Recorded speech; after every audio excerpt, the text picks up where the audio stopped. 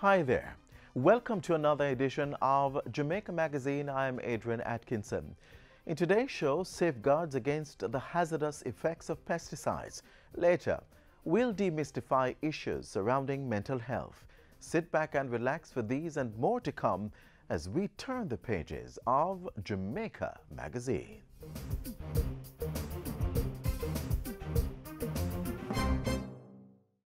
Jamaica comes alive for Jamaica 55. The Jamaica Information Service is inviting primary, secondary, and tertiary students to catch the vibes and join in the celebration by participating in this year's staging of the JIS Heritage Competition. Primary and prep school children, ages 9 to 12, enter the essay competition and tell us how you would want to see Jamaica in 55 years. High schoolers, enter the poster competition. Show us your artistic interpretations of Jamaica throughout her 55 years in a poster titled Jamaica 55. Posters may be designed digitally or illustrated. Zoom, click, snap. Yes, tertiary students, the photo competition is back. Capture an image that best represents Jamaica 55.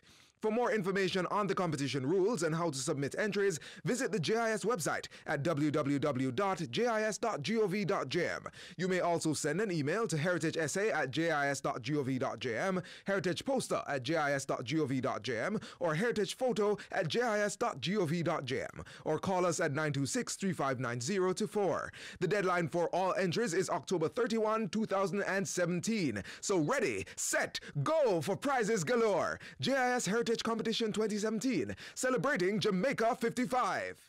While we mark World Standards Day on this Saturday, we should recognize that standards are developed to protect people and consumers.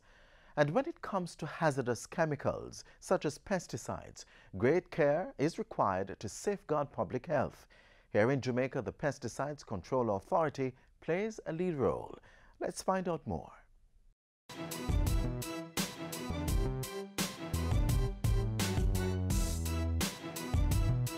Pest control practices using hazardous substances require us to take necessary safety precautions to protect our health.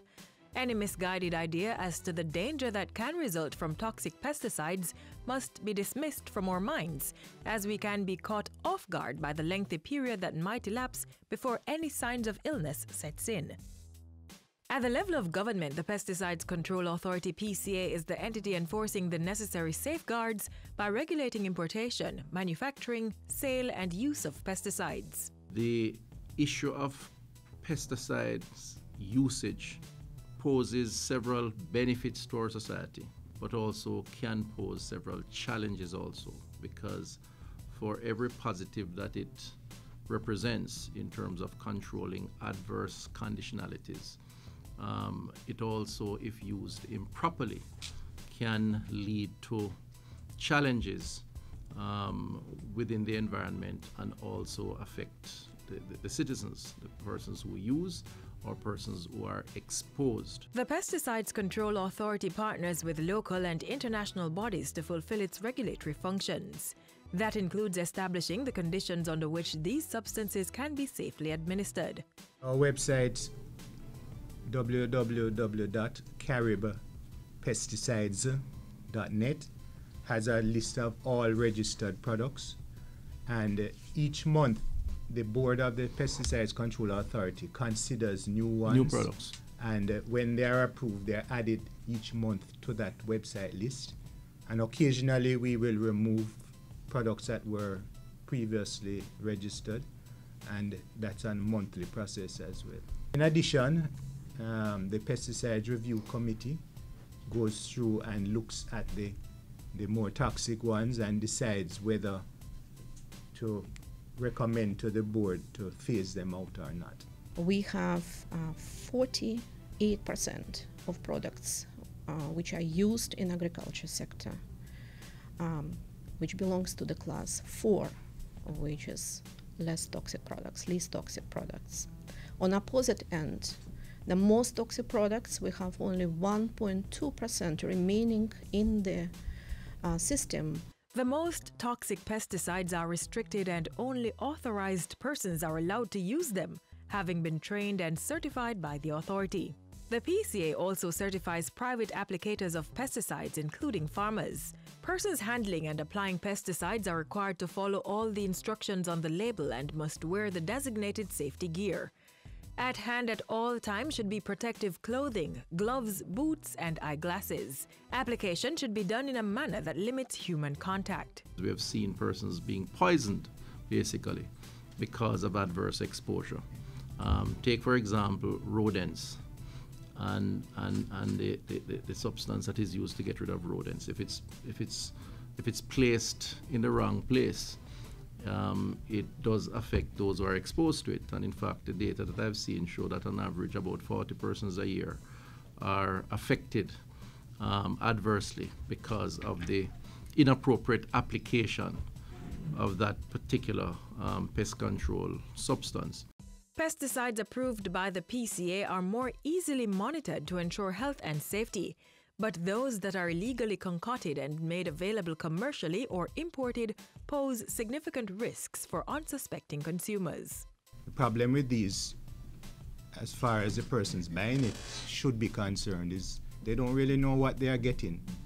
So for example, we have bought a rat bait that we saw being sold that is locally manufactured illegally. And when tested in the lab, there was nothing in there that could kill a rat.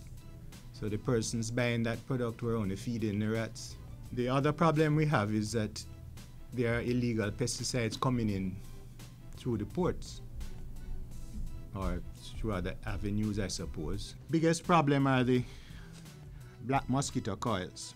The problem with them is that we have not got any application to have them registered, so we don't really know how much of a health risk they are. But we have got some reports that especially children and people with respiratory problems have been affected. In fact, they are probably just too good. So they affect not only the mosquitoes and the flies, but the humans as well. Some of them contain active ingredients that we know that are a real problem, and even if an application came in to register them, we would not want to do so. Then there's some other things such as this chalk, which a child would think is a regular piece of chalk that they see at their school. Then there are some things that are in plastic bottles. These are very common. Again, the wristbands, that's not a registered product. Persons are also placed at high risk when products are removed from their original manufacturer's container and repackaged inappropriately. And again, how does a person buying something like that know that what they are getting is the real thing? Even within the household, it's a dangerous practice to transfer pesticides to things like soda bottles or plastic bags for storage. Unfortunately, children in the home can get a hold of it. And children end up in hospital all the time because of that problem, particularly eating rat bait. It has to be locked away and properly labeled. We also recommend to the farmers use very simple, inexpensive methods of storage. You don't need to be very, elaborate or fancy. You can use just maybe old shelf of refrigerator, or old filing cabinet, or just simply wooden box.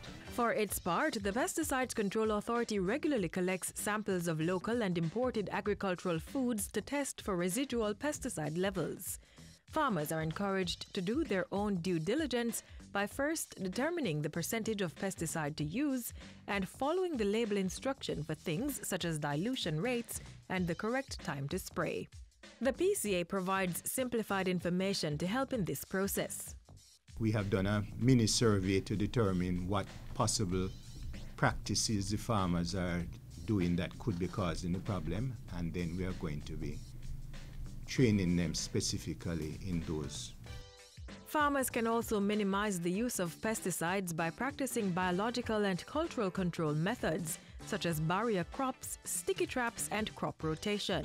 Whether for commercial use, on the farm, or in the home, make pesticide use a last resort.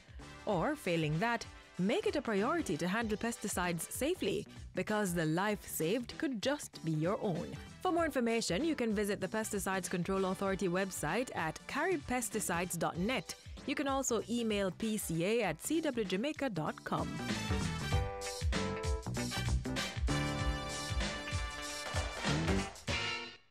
Don't make diseases spread. Wash your hands with soap and water instead. Wash them regular or use a hand sanitizer. Make sure the germs them dead. Touching your eyes or your mouth or your nose. Wash your hands before you do things like those. After you use the bathroom before preparing food, come on, wash your hand them clean.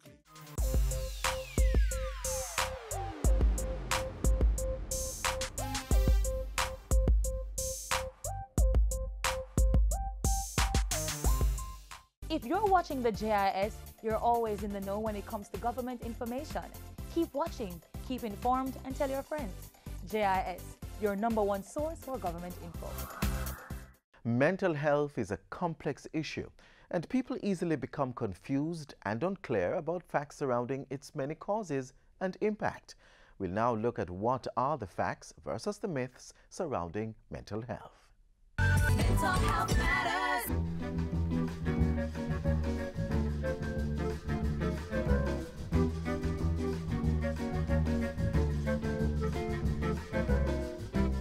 There are many myths surrounding mental illness in our culture. Some of them have been perpetuated for years, but today we'll explode these myths and bring you the facts about mental health. Mental health matters. According to Dr. Ganesh Shetty, psychiatrist in the Southeast Regional Health Authority, mental illness is considered to be mysterious and is often misunderstood. Unfortunately, this can create complications for the mentally ill. Here are a few of the commonly held myths. 1. Mental illness cannot happen to me or my family. But the statistics show that 1 in 5 persons suffer from some kind of mental ailment at some point in their life, and 1 in 10 might have a bona fide mental disorder, and 1 in 20 will have a serious mental disorder which needs definite professional intervention. So it's there and it is quite prevalent. Myth number 2. Mental illness is caused by poor parenting. For centuries, including some psychologists, have engaged in mother bashing or father bashing because of their, what they did not do or did to the child developed this mental problem. Well, parenting problems and even stress resulting from poverty and so on can contribute, but is not the cause for mental illness. So in spite of having wonderful parents and rich parents, still you're susceptible to mental illness. Myth number 3. The mentally challenged are more violent or dangerous. It is far from truth. In fact, the so-called normal people are statistically more violent than the mentally ill.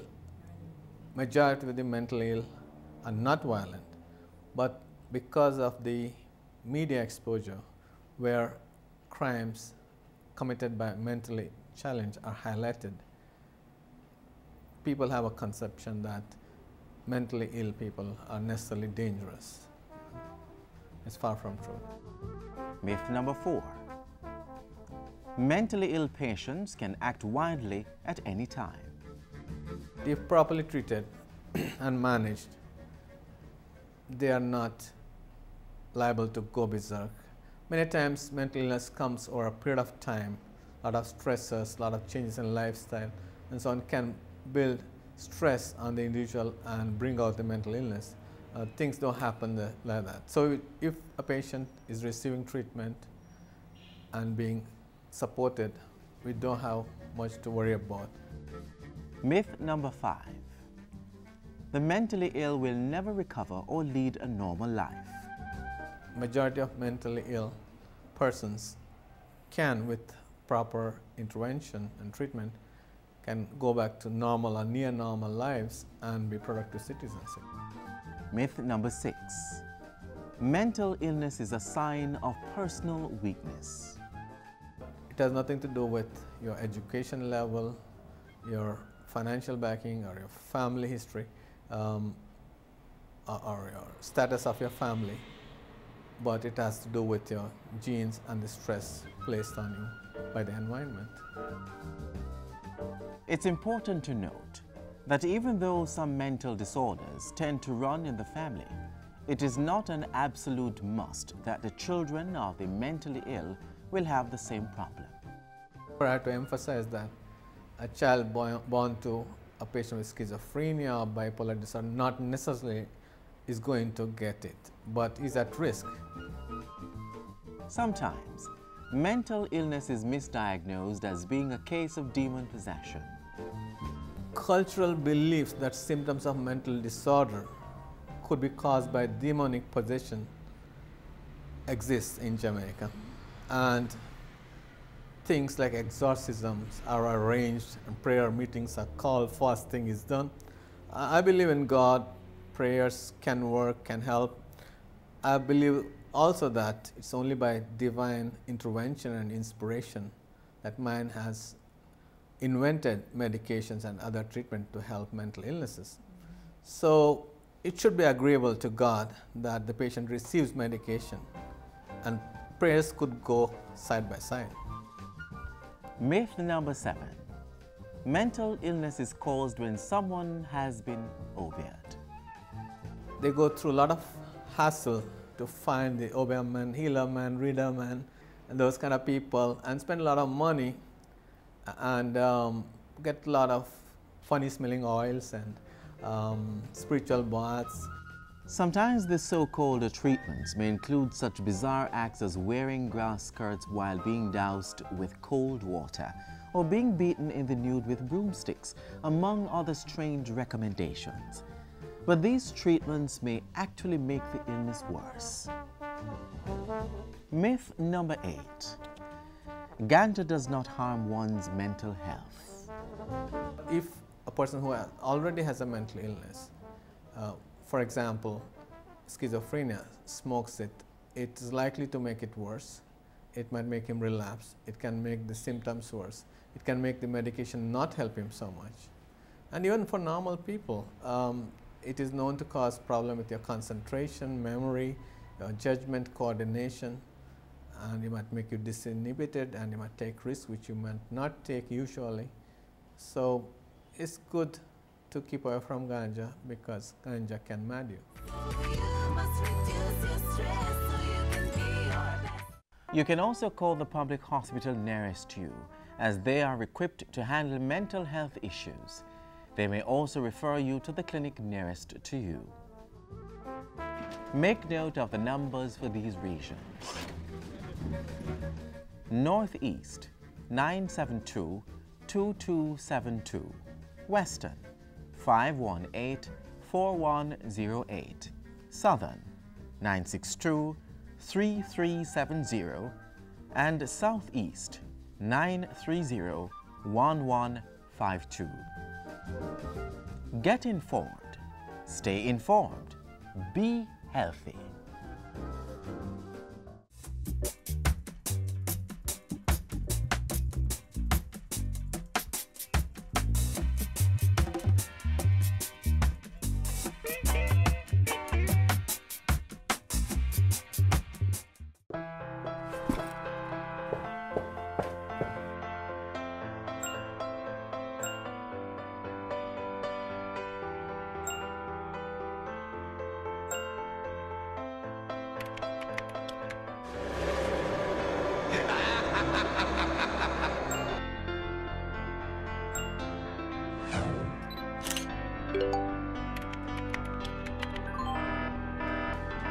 Did you know that in a recent survey done by the OCA in schools across Jamaica, 43% of the students received inappropriate messages from strangers?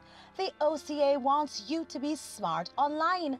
Never speak to persons you don't know. Parents, encourage your children to be social but be smart. This message was brought to you by the Office of the Children's Advocate with support from UNICEF.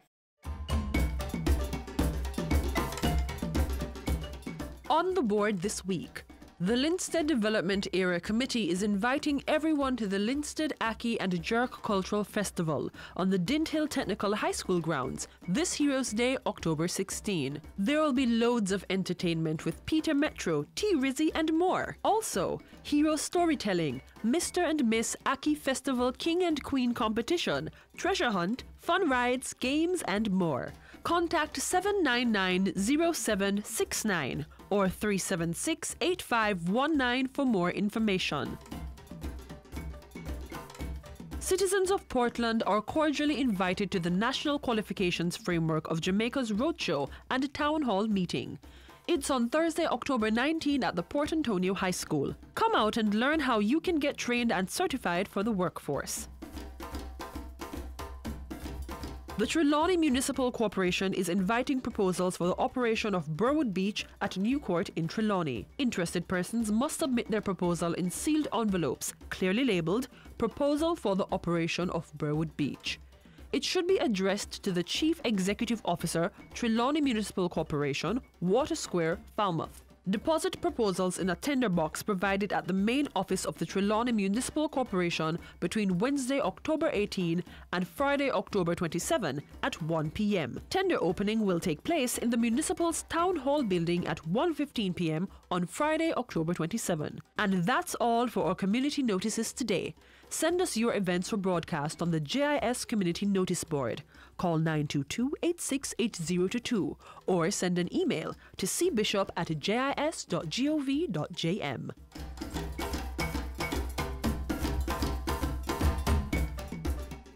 And now for some of the stories in our news this week.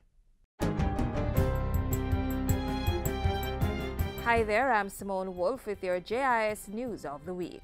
The Jamaican and Japanese governments signed the exchange of notes and record of discussions this week for a $15 million injection into Jamaica's energy management and efficiency program. Energy conservation is critical in all its components parts. Among them is switching over to LED lights as an example, which can help you to sharply reduce your electricity bills. Another $15 million will be provided through a loan from the Inter-American Development Bank, while the European Union Caribbean Investment Facility is providing $10 million in grant funding.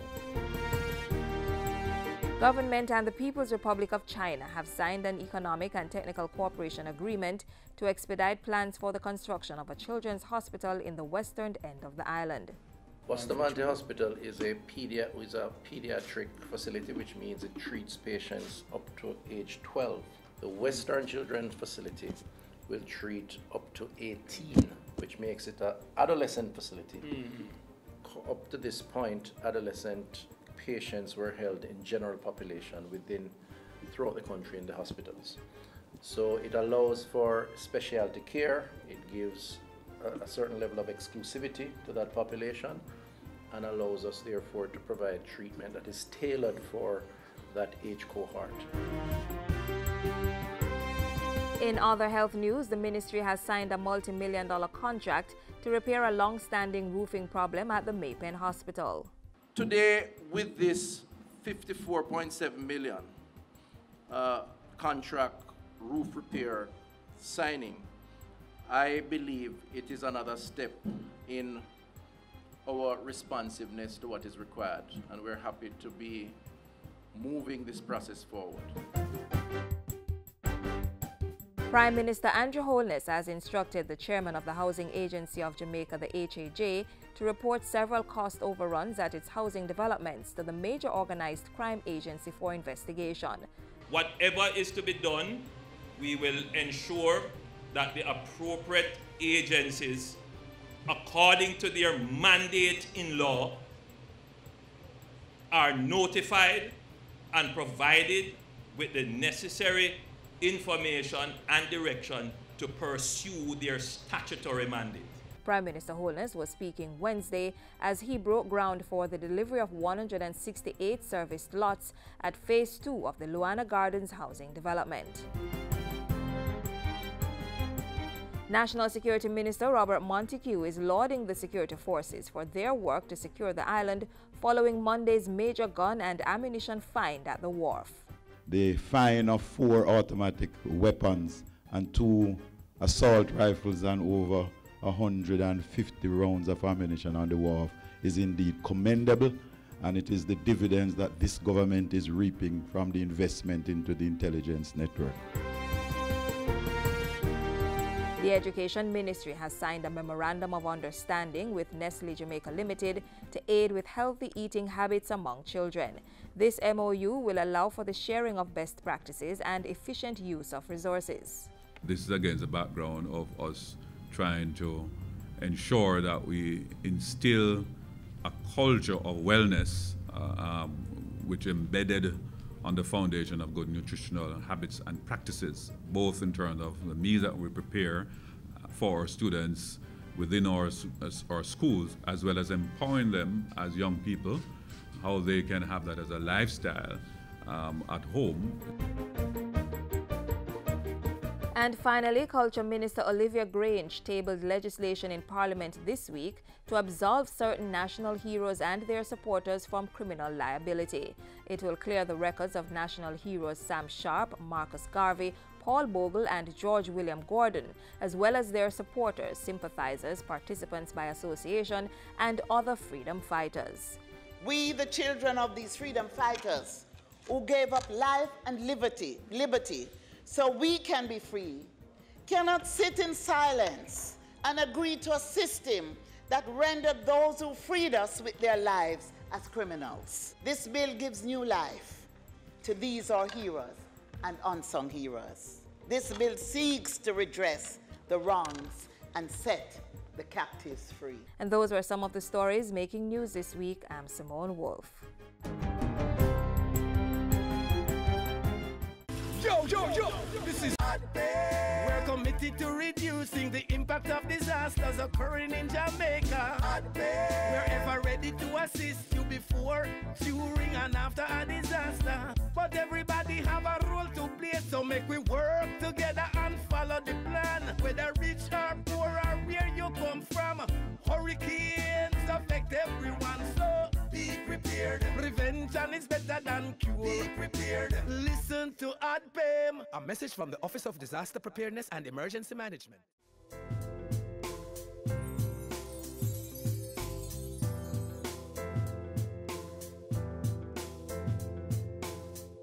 And that brings us to the end of today's edition of Jamaica Magazine. Join us again tomorrow when we'll do this all over again. Until then, you can click online at jis.gov.jm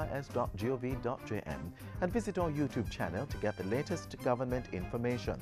Also follow us on Twitter and Facebook and download our app from the Google Play Store to stay informed. On behalf of the entire team here at the JIS, I'm Adrian Atkinson, reminding you to celebrate our great heritage by visiting some of our heritage sites.